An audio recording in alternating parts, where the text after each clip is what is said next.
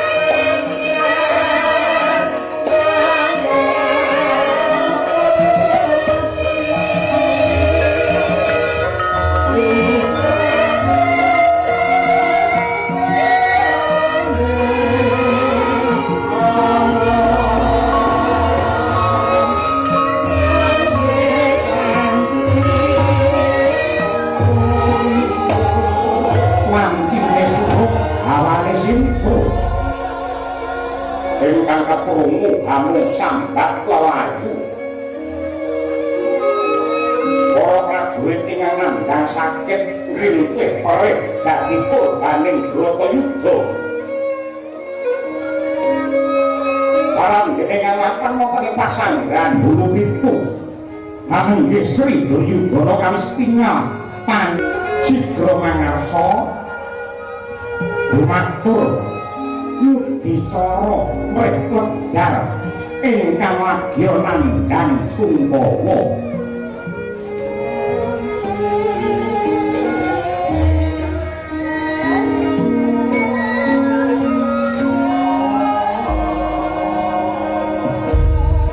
Omalayang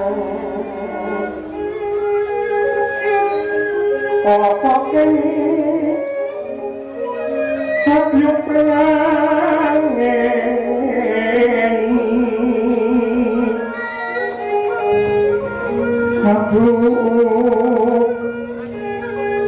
Aduh parang Nengkang kuro Ipun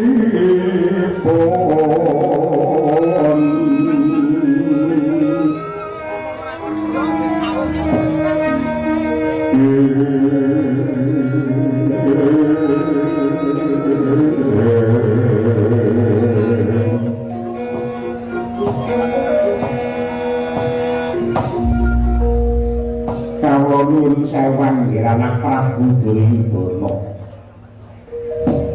monggo kula kuwi paring dawuh supados ingkang paman saged amatrapaken diri paman patih ayo sewuni inggih kados pundi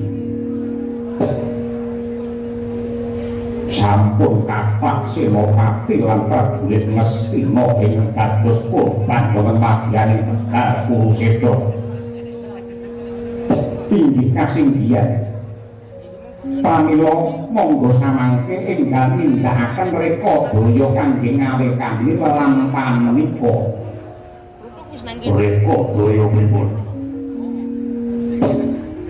mawi cara nindakaken karepi sampeka kinarya ringkehipun para Pandhawa bebasan kena iwake nanging aja nganti butek banyune tegesipun Bratayuda jebul sanes cara ingkang trep kangge nyirnakaken dhumateng para Pandhawa lajeng kados pundi nuwun sewu menawi saking pamanggih kula kedah mawi cara bidung api rowan etok-etok ngaku kalah kaliyan para Pandhawa nanging menika kangge miwiti damel sanggit anyar gandeng nalika Pandhawa kalah sesukan dadu rumiyin negari Ngamarta paduka depani dangunipun 13 taun tegesipun kawula Ngamarta sampun kulina urip kanthi tata cara budayane Kurawa tiyang Ngamarta sampun kecalan jati diri sampun kula rusak budayane sampun kula pecah ing kerukunane dados nadyan mangke Ngamarta dipun wangsulaken dhumateng para Pandhawa nanging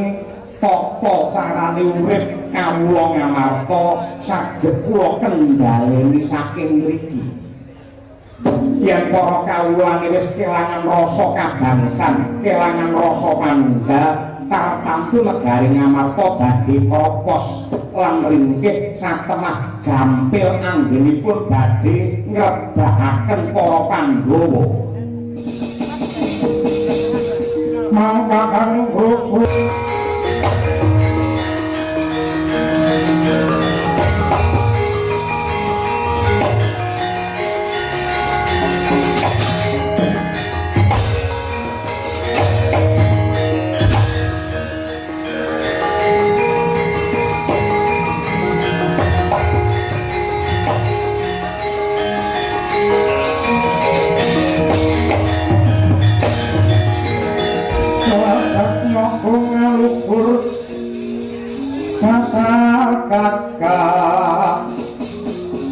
warnanipun Kanjeng Sri Narapati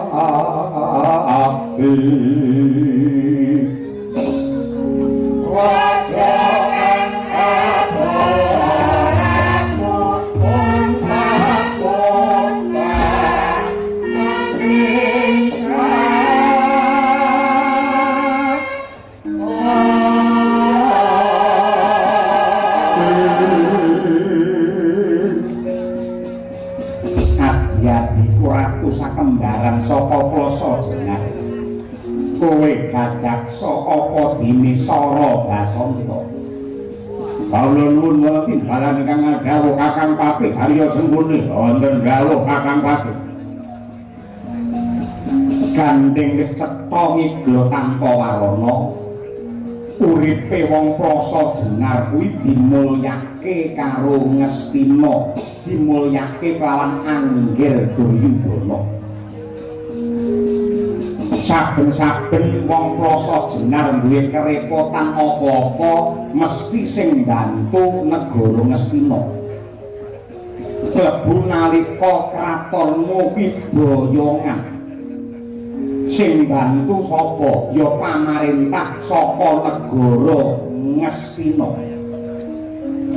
bagian pamarentah bantu dumateng Plasa Jenar anggenipun boyongan ning nyatanipun para kawula masyarakat mriki nggih sami urunan ana sing 200 ana sing 300 lah ya kuwi sing jenenge manunggaling kawula karo Gusti ngono kuwi enteng padha dicangking abot padha dipikul lajeng keparingipun kados pundi Bratayuda wis dadi aku kadhapuk mongko dadi senopati mula ndak jaluk kowe sakloro dadi senopati pengapit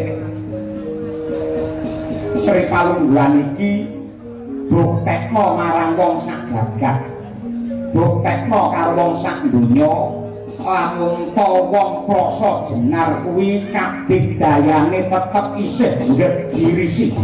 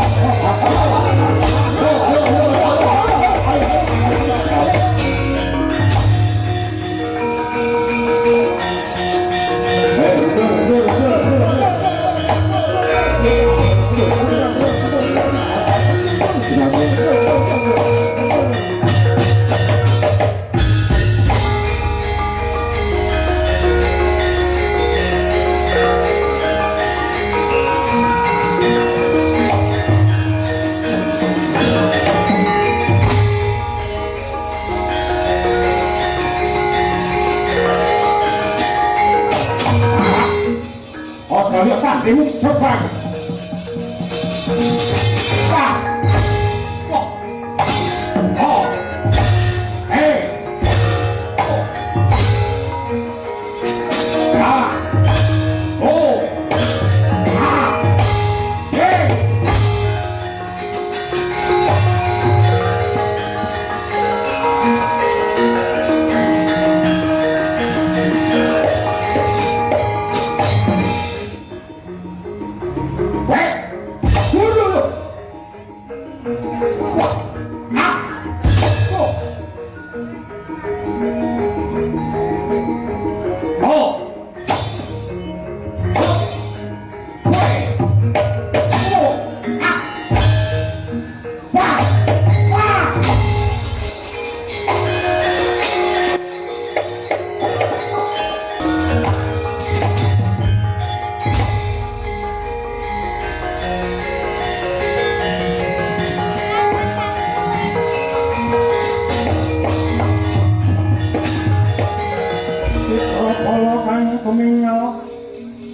Asampo samyo metali ler katik wilateng koto bagyang kong mengonceng niti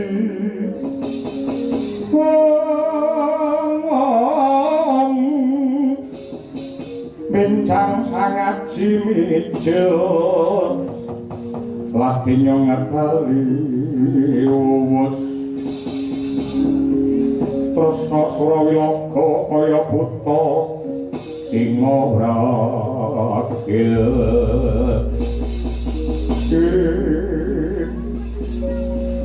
Yai Sara Pasanta ana apa Kakang Gajaksa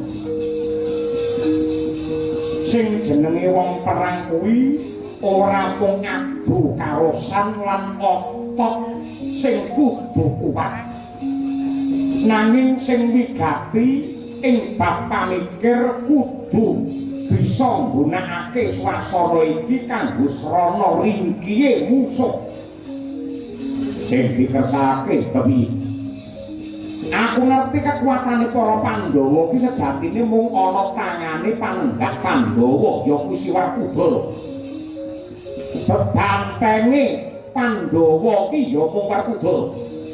Sing tegese lamun ta Werkudara mati iki mengko Pandhawa liyane mung kari ningkes. Mula Jawa dikangelan nindakake karti sampeka sawangen ya Werkudara klunah-klunuh ana ing madyaning Tegal Kuluseta tibane gegaman tibaning Traca Bala ora modar derajat apa ayo derek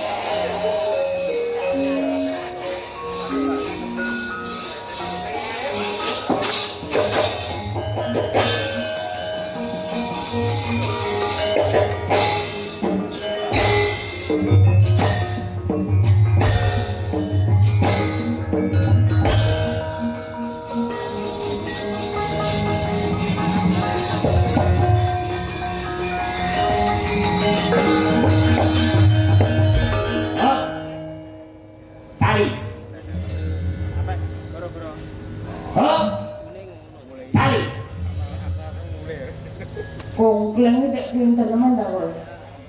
Ing atase gaman kok setebuk kok ya mandeg, makon bali kok bali sawangen kae.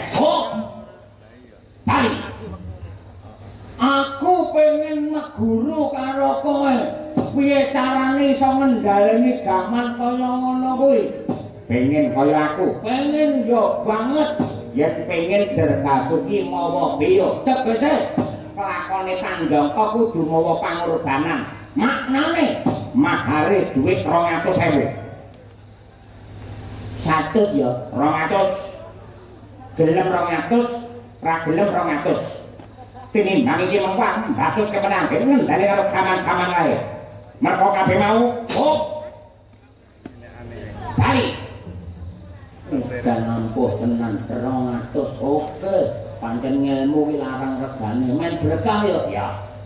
Piye carane? Mundur mriku kene. Oh iya, kene. Emang tunggale saka karo kantor desa mau. Carane ngedruk bumi ping 3. Sing pincang ngedruk bumi. Nah, kamu pengen iso ora? Pengen guru, pengen. Rapale. Bapa lunga tapa, simbok meteng tuwa. Sok yen lair dadi satriya tama. Bali. Oke, nek ngono aku ya iso.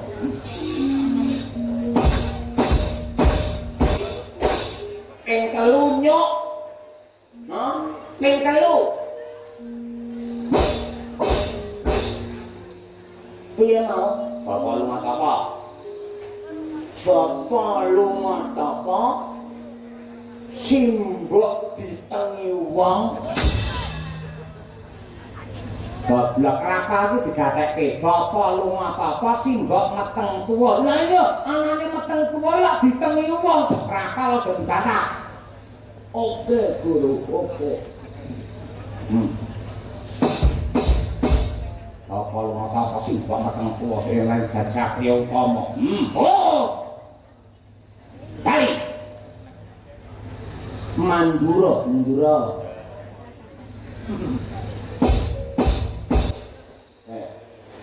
Apa lunga tapa simbok meteng tuwa sok yen lair dadi satriya utama. Oke. Agak ke atas. Oke. Maju sedikit. Oke. Menunduk. Iya, nyamplok ndase gareng. Ndi duwe 200. Dulure dhewe diapusi politik karo dulur. Gur ngelmu kaya ngono apus-apusan didol dulur.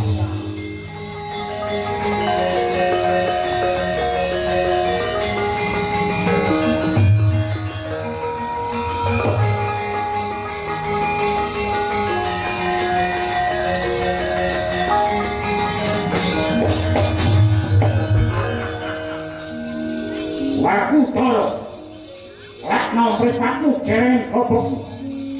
Iki Narendra saka Plasa Jenar Prabu Kajaksa adine Patih Sengkuni. Aku dadi senopati pengapit, janji ora minggat hilang nyawamu.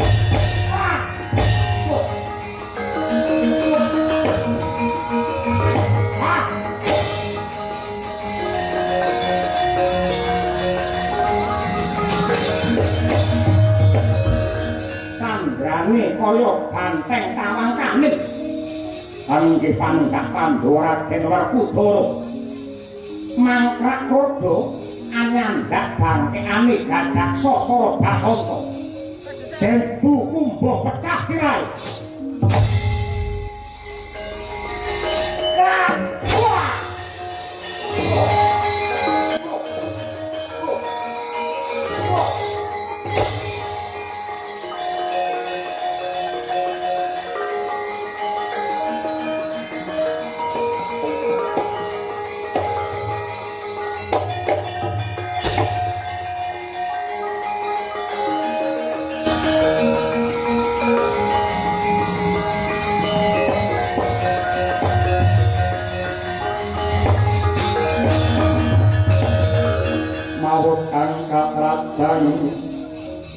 Sing tahun wadya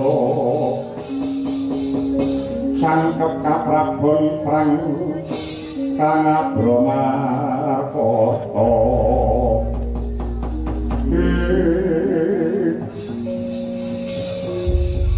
Werkudara ilang rasa kamanungsane kepipik mateni kelawan dulurku sakloron Gajaksa Sara Basanta nganti pecah sirahe mlepek kolone kaya mengkono. Ya, ya. Aja gembilo sirahmu kowe. Senopati Agung Ngastina isih meger-meger Patih Harya Sengkuni. Kowe menang karo aku sembah cindelabanmu.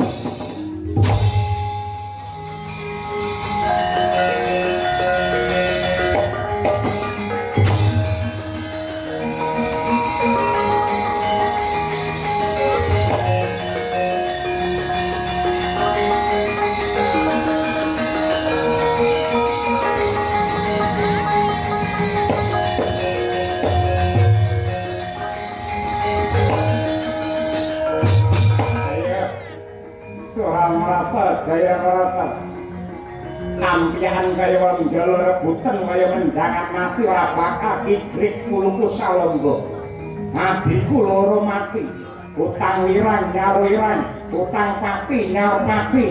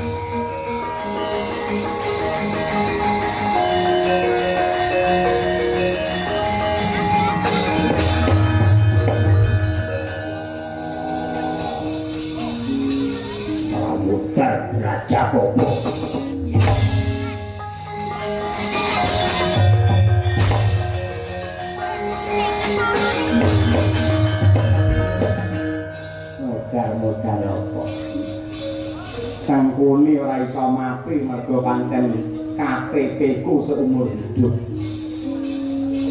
Mbok nganti kentekan kekuatan sengkuni ora mudar le ayo sawangen iki ya.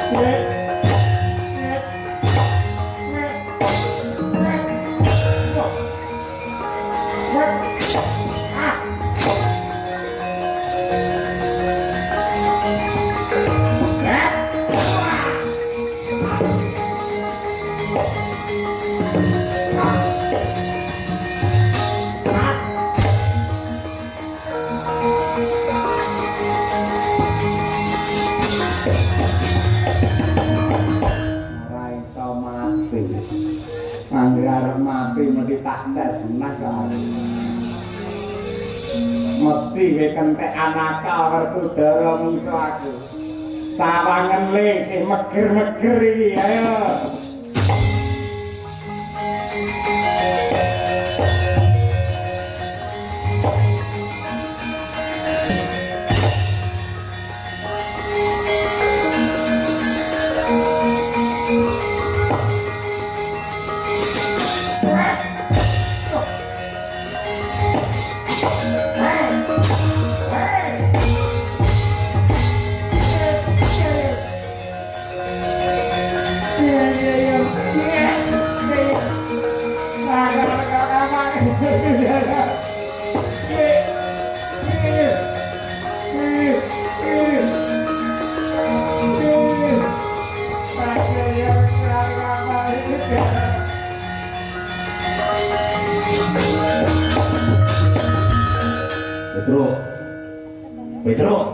Petro,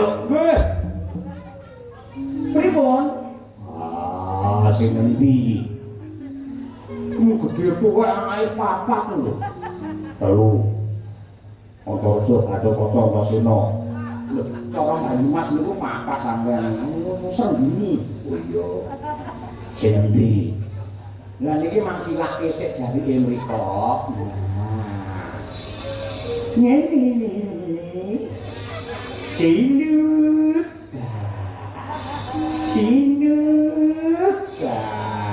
ya malah jangan kayak pipine Winong ini ramai gemes kayak ngono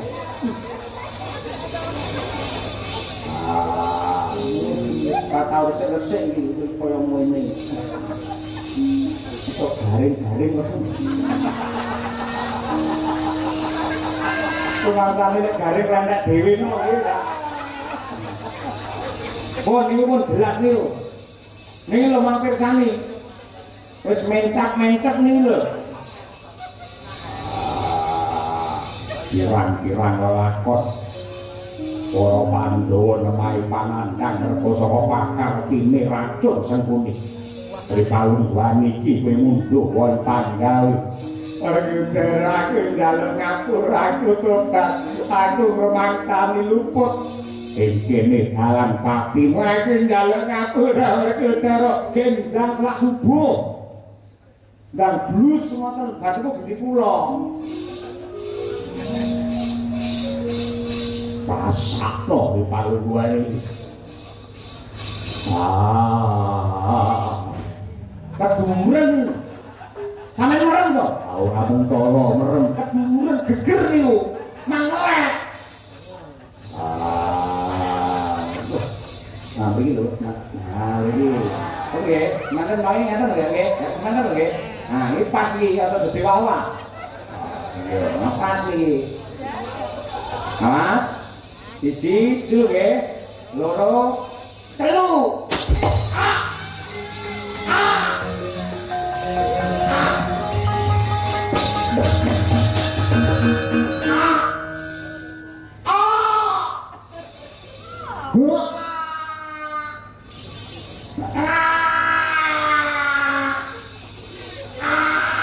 Mesake Mang Dudut, mesake Mang Dudut.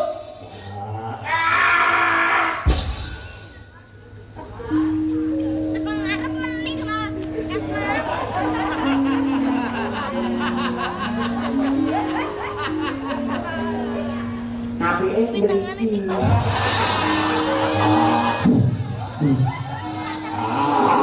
Hitam. Enak apa? Oh, gak mau.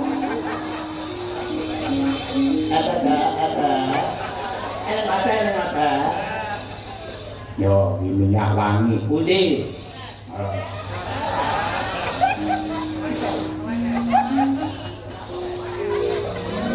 Enak banget. Mele. Oke, pindho. Saiki sampean madhep rono, Bente. Sing jenenge Bratayuda iki karep apana? Karep mopo?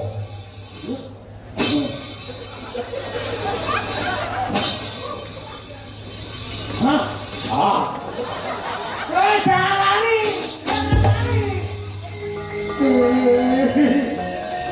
Belum yang kali, belum yang kiki.